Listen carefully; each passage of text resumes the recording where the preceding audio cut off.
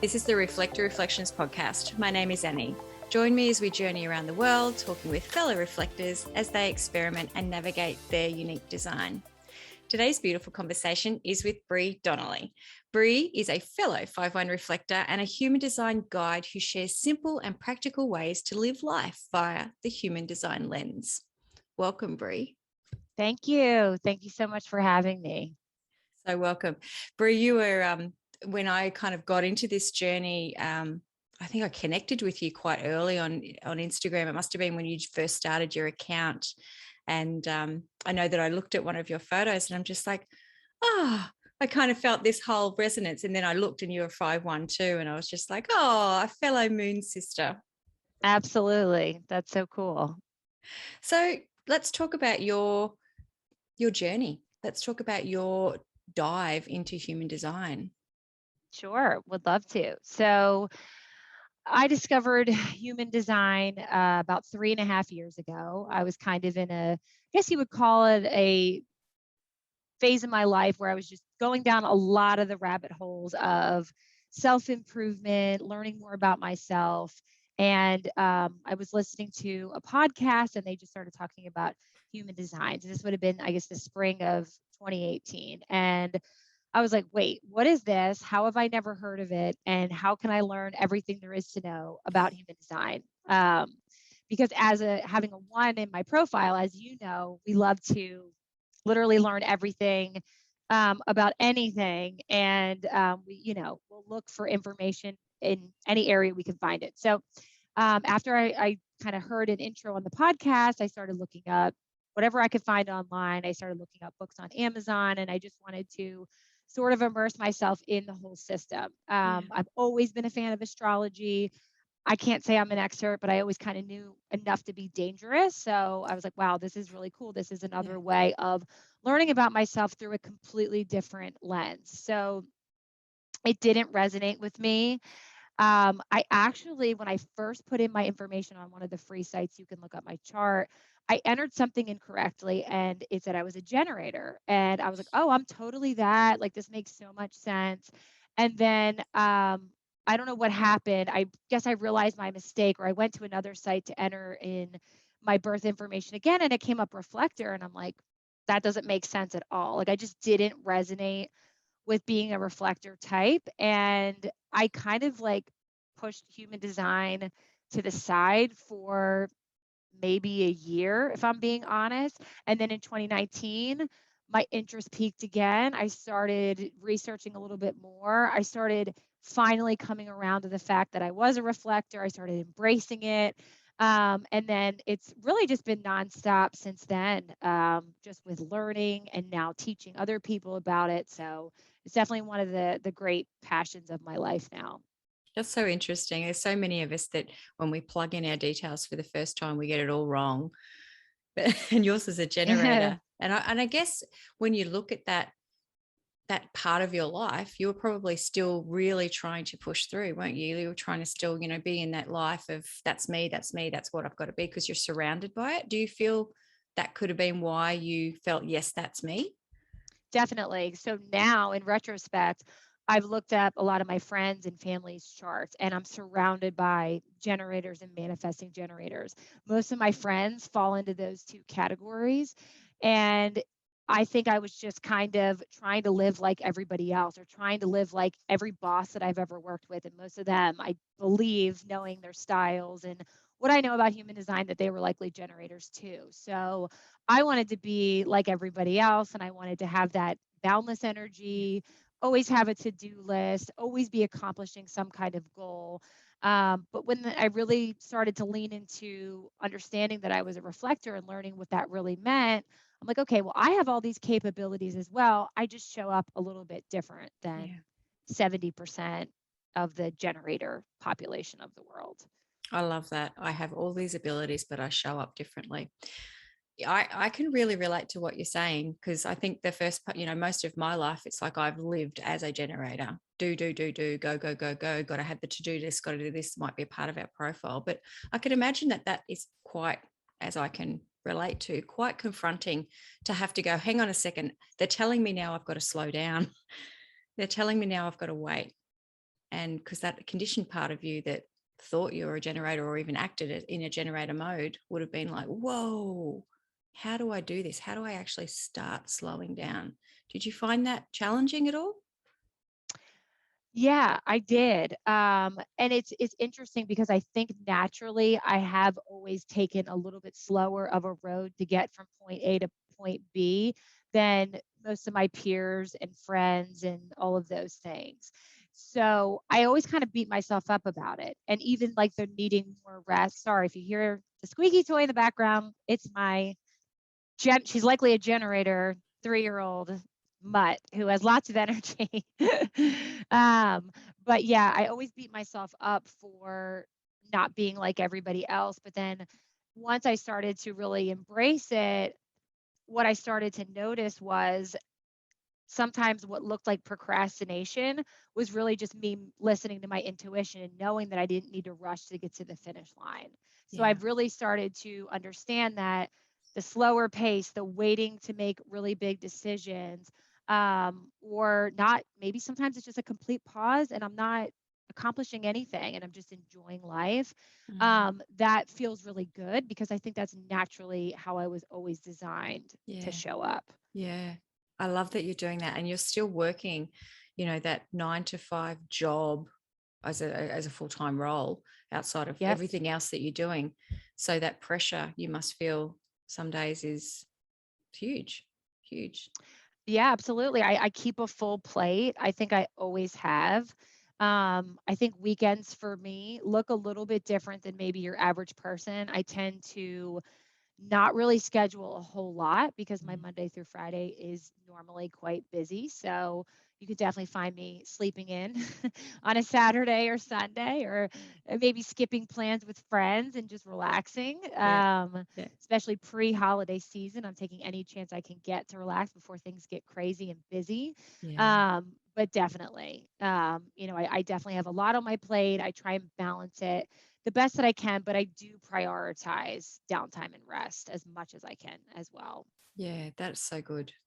So it's so good that you've done the journey, you've awoken to who you are, and you're trying to honor it the best you can. That's the best Yes. we can do. It's the best we can do. Hey.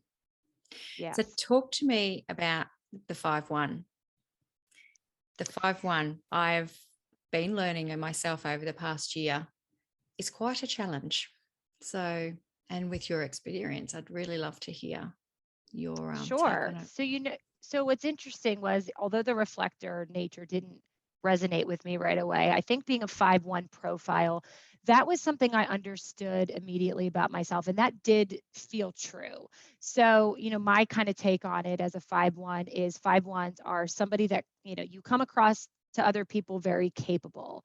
You come across to other people that you kind of have things on lockdown. They can come to you for help. People don't bother with you too much because they are like, oh, well, Bree's got it. She knows what she's doing. I think I've always come across other people like that and like, bosses and colleagues and those types of things.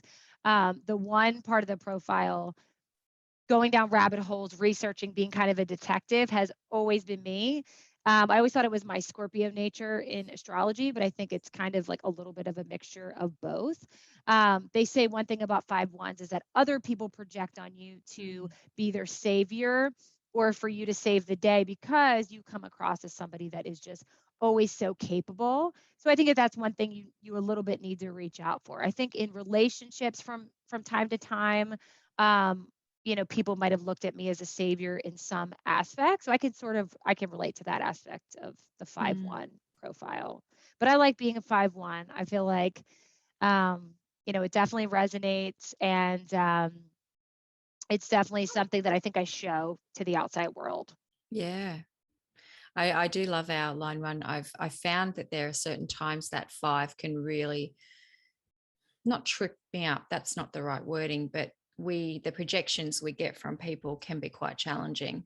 Do you find that just that projection, people, obviously what you're saying there is they look to us as being the savior, but that can often be the opposite. And Yeah. Yeah, because sometimes we're the people that need to be saved. We're the people that need help, right? So I have noticed at different times in my kind of, lifespan up until this point, there might be times where I need help, but I'm not vocalizing it. And I'm hoping somebody else will notice, but a lot of times they don't because they always look at you as just someone who's got it, Yeah. right? Who just has it all together. But that sometimes I don't have it all together. Sometimes I wish somebody would like extend the olive branch or the hand and say, what is it, that I can help you with? So I think as a 5-1, we need to remember that we can ask for help. We can come across as vulnerable instead of looking like we just have it all together all the time.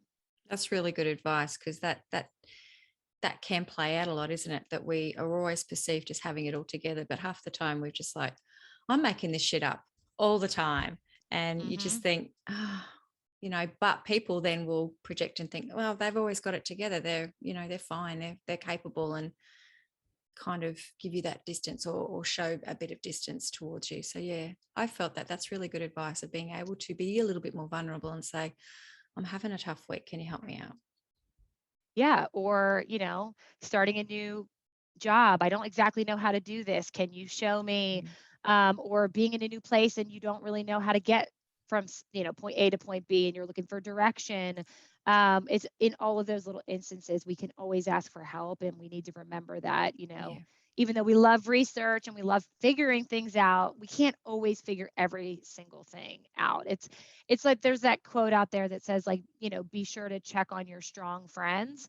That reminds me of a 5-1, right? Like check on That's a the good one. people that you think don't need any help. Make sure you check on them too. Yeah, I love that. Mhm. There's a new meme. I think we need to do like Yes. a reflector memes. They're making me laugh, because why not laugh about ourselves? It's half the fun of life, Yeah, isn't it? it is. I love it. Yeah. No, I really do resonate with that, with the 5-1, and that feeling of, even within ourselves, of having it all together and going down those constant rabbit holes of, I must know more, I must know more before I can actually step out into the world. Do you find that? Have you felt that a part of yourself as well, where you feel like you've got to be busy researching, that you go, I still don't know enough, and you're not actually stepping out into the world? Yes, definitely. I think sometimes that's something that paralyzes me and holds me back a little bit because I want to know everything I can and be the most prepared I can about, a given subject or a person. I think this manifests a lot, in terms of career.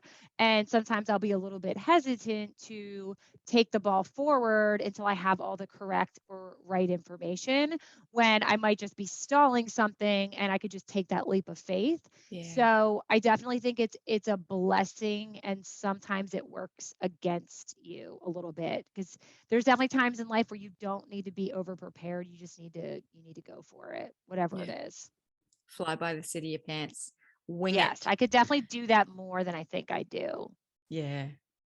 Yeah, I was just saying to you before the chat, like sometimes I really do like to just fly by the seat of my pants and wing it, because it just lights me up, and it promotes new challenges. But at the same time, it's generally something that I have a little bit of experience with, because if it was something new, I'd be like, oh, I need to know more about that first. Right. It's very Right. But fascinating. once you have something down pat, you can fly by the seat of your pants. That Yeah. makes a lot of sense. So when you did get into it, did you subscribe to a lot of the must wait a lunar cycle? Can we talk about your first steps, as becoming a reflector, and how you honored you, or how you took that first journey for somebody who's just found out that they're a reflector? Sure. I mean, I think, there's a lot of textbook reflector things that haven't always resonated with me. Mm. Some things I feel totally on board with, and then other things like waiting a full lunar cycle to make decisions haven't always 100% felt right within me. So, and this is my take, and I think everybody else has their own outlook on this or their own process. I do think as a reflector, because we are so deeply open and sensitive, it is good for us to take our time to not get, mixed up with the conditioning from the outside world, other people's stuff that we're taking on when we're trying to make a decision. We do need to lean back. We do need time to decompress before we make any major life decisions. Mm. So, what has helped me is doing that, being patient with making decisions, but I can't say I wait a full 28 to 29 days before making a big decision. What I tend to do is it's usually within that time frame, so it could be, I don't know, a week after I'm, said I need to decide about XYZ. It could be 2 weeks, it could be 3 weeks. But I just take my own gentle process, I journal about things, I meditate, I wait for kind of the light bulb to go off and for the answers to sort of be revealed to me via other people, messages I'm hearing, or whatever it is. And then I go ahead and decide. So I don't wait like the textbook lunar cycle. It's sometime within, from day 1 to day 29, but I really do lean into it. I really do lean into my intuition. And when I'm ready, I go ahead and I make the decision. Yeah, that's really good. And has that served you well? Obviously, you've just by doing that, you've mitigated any of that disappointment, or has it still come through occasionally and you think, crap, I needed to wait a little bit longer? Yes, definitely. I mean, I've had times where I've just been so maybe excited about a certain decision and I've jumped the gun, in 24 hours, and then it turned out not to be, the right thing. So that has definitely come into play.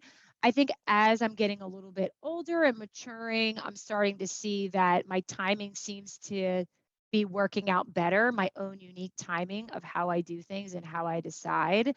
And disappointment, is there. That's our not self theme, and it definitely comes up, especially when I'm not living in alignment with who I truly am.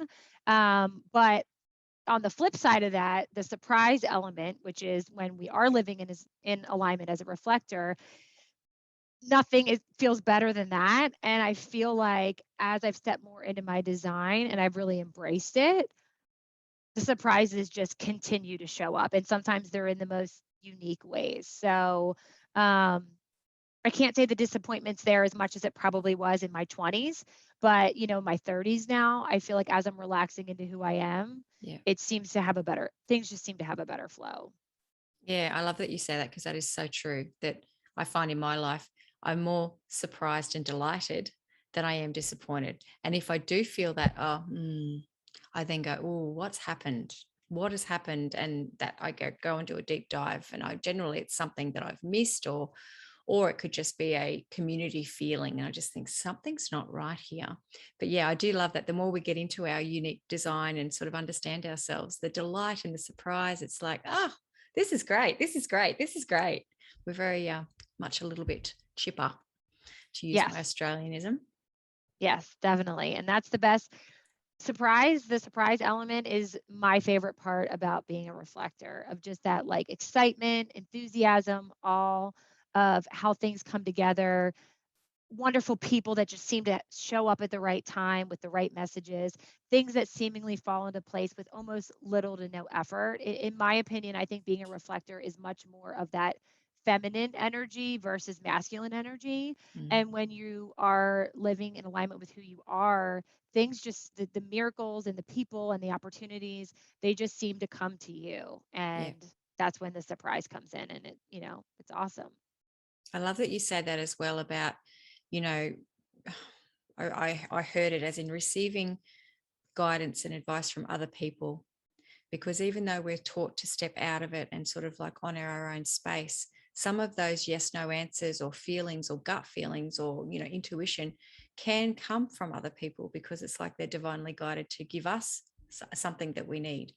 And I think people can forget about that too. The intuition's not always the big god booming voice in our own head. It can be somebody mentioning a book or somebody mentioning something else and just go, that's something about intuition, isn't it? It's about Yeah. spirit, source, God, whatever you want to refer to. Yeah, and to me, that's what waiting a lunar cycle is all about. You're giving the universe 28 to 29 days of magical things to happen. And that could be bumping into an old friend who has the exact right message for you, or Yeah. somebody a week later recommends the book that has the answer that you were looking for, or you hadn't heard back on a certain job opportunity or whatever it is. And then, 2 weeks later, you get a surprise email. So that's, to me, why they say to wait a lunar cycle as a reflector is you have to give it space and you have to allow those things to happen and come through. And a lot of times that doesn't happen overnight. No. And it is still really hard to allow yourself that space in this day and age. I think we're learning. And I think the more we talk about it and the more we educate other people to say, we just need a bit of time. We just need a little bit more time. And they have to wait, because sometimes it can be quite pressuring for people to go, I need an answer now, especially if you're working in a, you know, whatever industry you are where they're fast working. It can be very difficult to honor that. But I think it's also our unique superpower to be able to push back and say, I just need a little bit more time, because the answer will come through. Do you find that a lot with your life right now, that you've really got to push back a little bit to be given that time?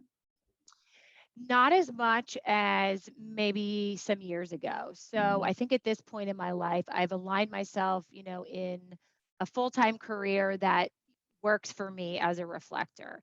But in my 20s and early 30s, I worked in sales, and sales can absolutely work as a reflector type for me. I definitely had ups and downs. And one of the things I had always struggled with in sales was demanding bosses where you had to close a deal today and couldn't wait another day. And you had to put pressure on clients and customers to make decisions. And that was never within my authenticity to be like that. And I always found that I did the best with customers who didn't want to be rushed. Those were my best long-standing clients.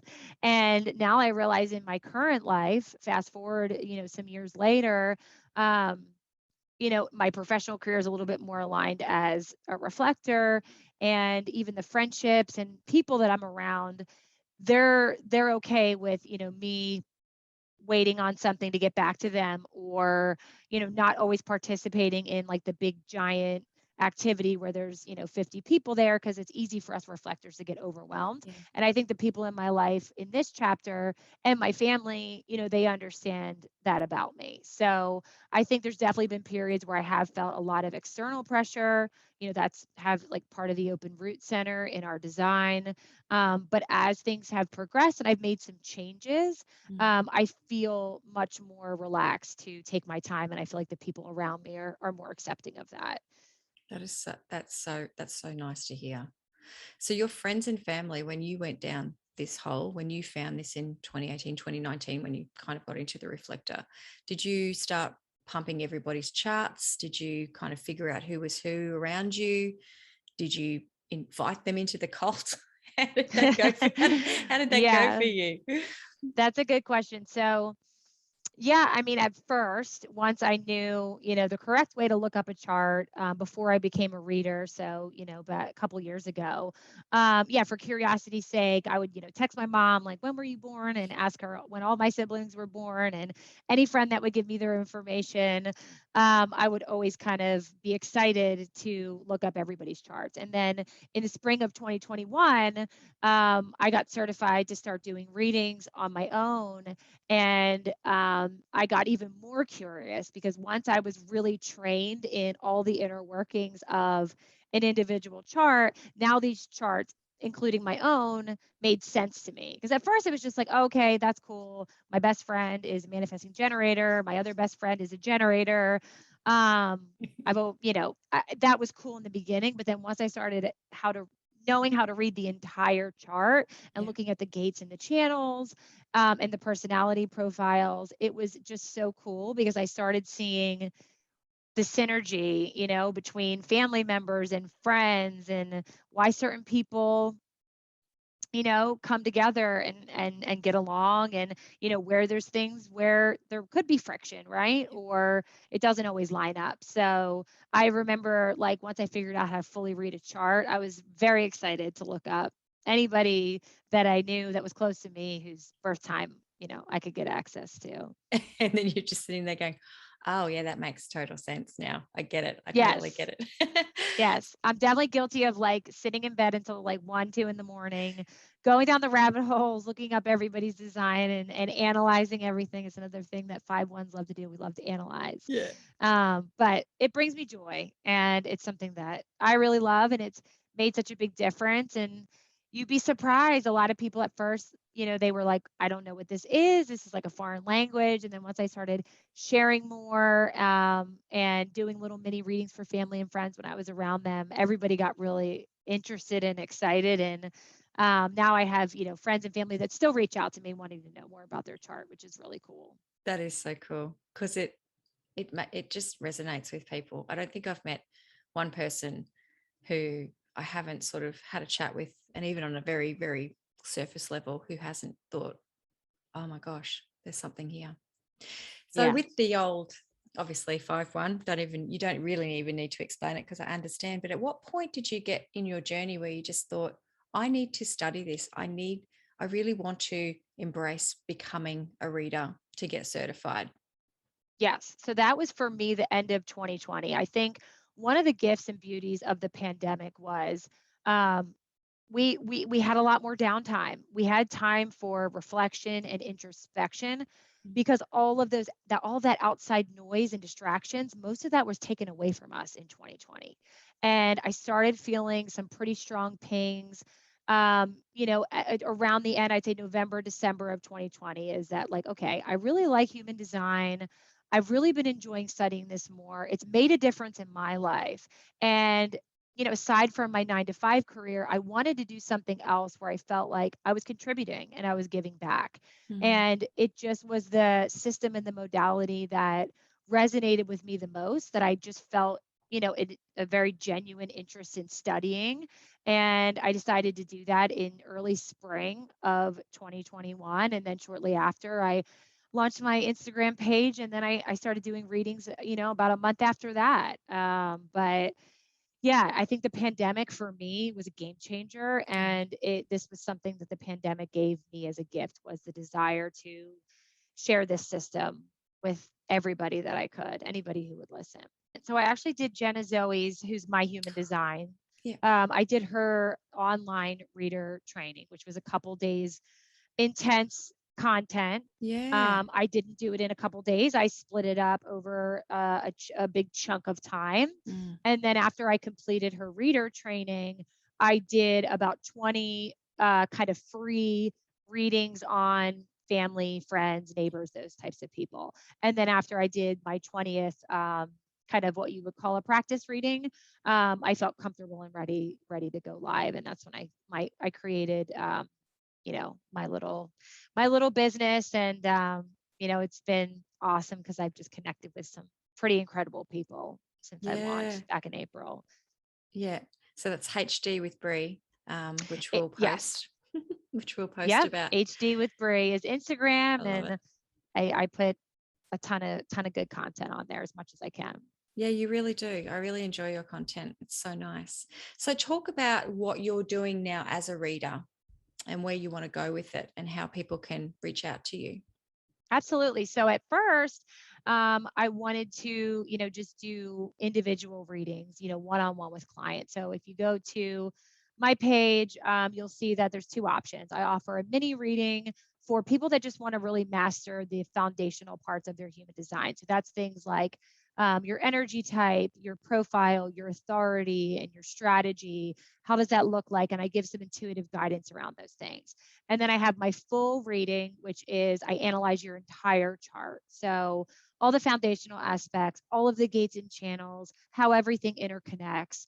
So that's what I have been doing since April of 2021. Yeah. But I have some things that I'm working on for early 2022, and I'm intending to launch couples readings. So I'll be analyzing side by side charts for any phase of a relationship, dating couple, married couples of any length of time, people that are curious and they want to know more about their partners. And then I'm also going to be doing family readings. So it could be, father, son, mother, daughter, any combination of family members. I'm going to be adding that as well because since I launched, I've gotten many DMs from people asking if they could sign up for a session with their significant other, Yeah. or I've had parents ask me if I could analyze their chart and their spouses and their child's like together as a Yeah. family unit. So I've listened to the feedback, and those were the two most common things I have been asked about. So in early 2022, I'll be launching couples and family readings. That is so exciting. Good on you for doing that, because it is. It's I could imagine, we've joked about it before, where going into human design, it's like we look around, could be in the classroom, it could be anywhere we are, and we're meeting someone, we're thinking, I wonder what your birth time is. I wonder if it's okay to ask you. I Dating have those profiles will be thoughts all like, the time. please, if you want to have anything to do with me, insert your birth time here. And then they're going to contact you and say, can you please run this chart against mine to see if this is a match? Oh my gosh, what are we going down? I can relate to all of that. Can you? Making sure you Absolutely. know somebody's profile. Yep. Unbelievable. So for new reflectors are near and dear to my heart, because it wasn't so long ago that it was me. It's a while ago now, but it still feels really fresh. And during these recordings, I've often spoken about how it was literally a tumultuous time where I cried and I laughed, and I had 40 something years of previous conditioning. So can you share with us like your simple tips and tricks for when finding out you're a new reflector and how to get through that for them? Yeah. I mean, like I had said earlier, I mean, at first, when I found out, when I put my birth time information in the correct way, and I found out I was a reflector, I felt so many emotions because one thing that was discouraging is there's a lot of information about the reflector type out there. And I'm saying this for anybody new to human design, like you said, finding out that they're a reflector and trying to make sense of it all. There's a lot of information out there that feels very limiting, makes you feel like you're just this strange creature that's 1% of the population. And one thing that never really struck a chord with me is some websites and resources paint reflectors to just be this like meek person, like they're here to be a mirror, but they're not really here to do anything else. And they don't really have any power and they can't make any decisions. And I'm like, absolutely not. I mean, Yeah. that is just not the way I interpret the reflector type at all.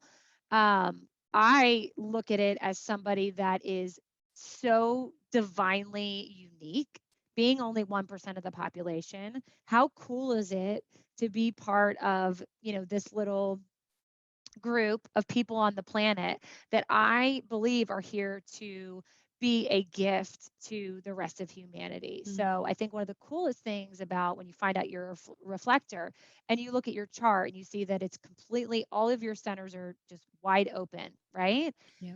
We have such an amazing ability to literally step into another person in the room and understand them in a way that I don't think anybody else can because of our openness, right? We can almost take on the other person's energy. And, I can see where some people paint that in a negative light, but I feel that that is our greatest gift and strength. I feel that reflectors are here to heal the world. I think that we have an incredible deep sensitivity that as a child I always felt strange. I'm like, why do I cry as much as I do? Why do things bother me as much as they do? Why does nobody else seems to be affected, but I am like thinking and analyzing everything. Being a reflector child is definitely a challenge, but as I've grown up and I'm in a different chapter of life, I see the openness and the deep sensitivity as the greatest gift. And all I want to do is give back with that Yeah. in any way that I can. So what I would say to new reflectors is don't be discouraged by what you hear, on the average website or maybe other podcasts that you're listening to that feels disempowering, because you really are here to be a very powerful force. You just have to figure out and play around with the energy of how that's going to look like for you, because you are just such a unique, beautiful creature. Oh, that's so well said. Thank you for that, because yeah, it is our superpower. Um, the more that I talk with people over the last few months, and knowing that you're not alone and sharing all these stories with, fellow beautiful beings, it's just like everything that I feel, you feel. And it's so empowering to know we're not alone, and use these gifts as gifts and not as, oh my God, we're nothings, or where do we fit in the world? It's just like, there's a reason we are the way we are. I don't know if we fully understand yet, but I think we're starting to feel it. I don't know if you are, but just especially since the pandemic, this last couple of years, it feels like you can really feel that fluidity going in and out, and you can just kind of like, I don't know, it's like you're reverberating through your society and just feeling into it. Probably doesn't make sense, and I don't know why I said that, but it's just yeah, trying to put into words the things that I feel can sometimes be quite challenging. But I have started to get a sense from other reflectors and myself of that there is a reason, and I think we're starting to step into that reason, and as you say, to heal, to provide a level of a little bit more awareness and openness to the world. So thank you for beautifully saying what you said. Sure. I have one question for you. I have a very unique question that I've noticed, and I think I'm going to ask more people about. But do you find that you think about something, ideas pop into your head with that open head center? There's always something going through. There's always an idea. And in the past, possibly you wanted to action all those ideas, but you know now you can't.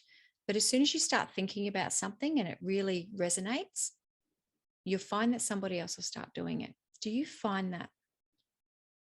Yeah. So you mean like, as I think more about a certain thing that I'm really interested in or resonates, I'll see it start to show up in the world around me or the people around me. Is Yeah. that what you mean? Mm.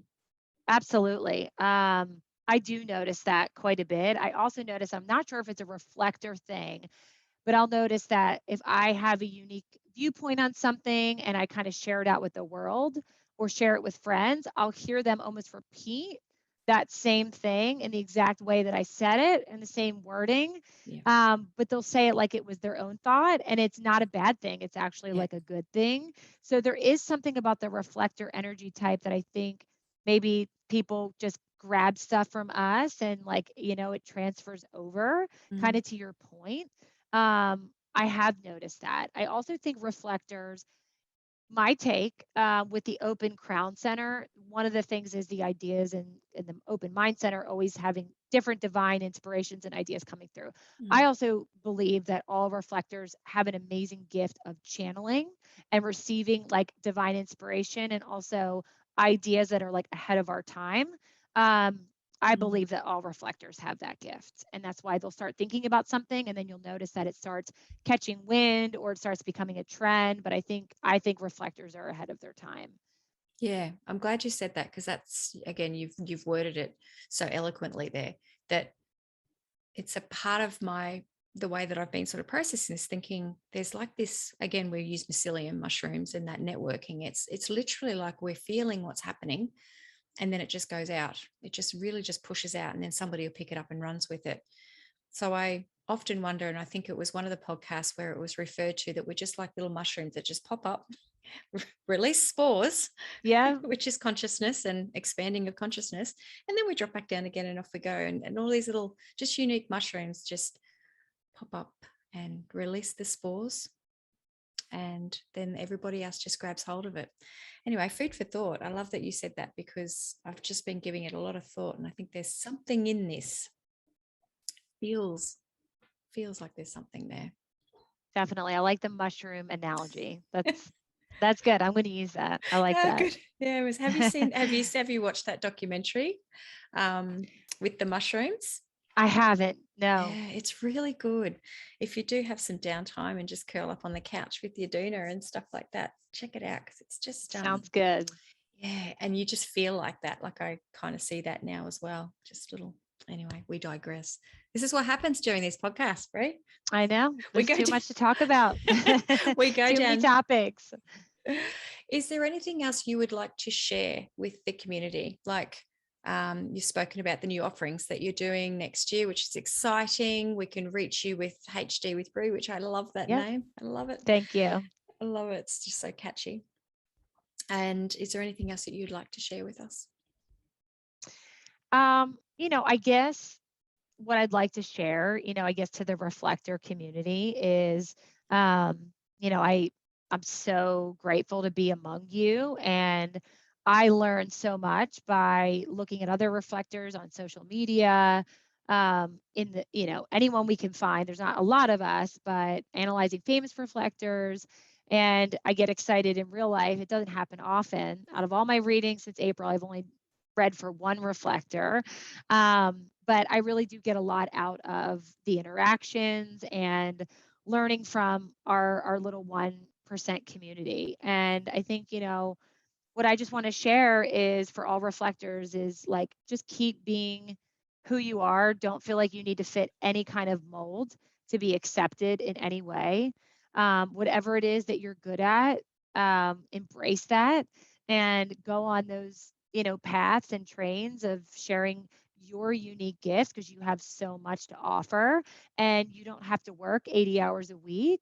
You can work 20 hours a week and still have the same results, as somebody else of a different energy type.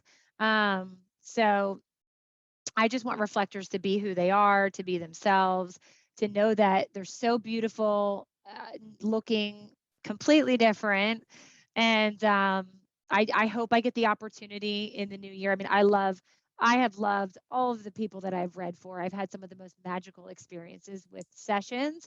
But I hope that I can, attract and read for more reflectors in the new year, because it's always such a cool journey when it's reflector to reflector. And even just this conversation with you has been wonderful. Yeah, thank you so much. And that would be, as a fellow reader myself, it just is, it's such an honor to really feel into that reflector to reflector kind of, because we understand. We really understand. So thank you. Yes. Thank you so very Definitely. much for being here with us, beautiful Bre. I appreciate you Thank you for immensely. having me.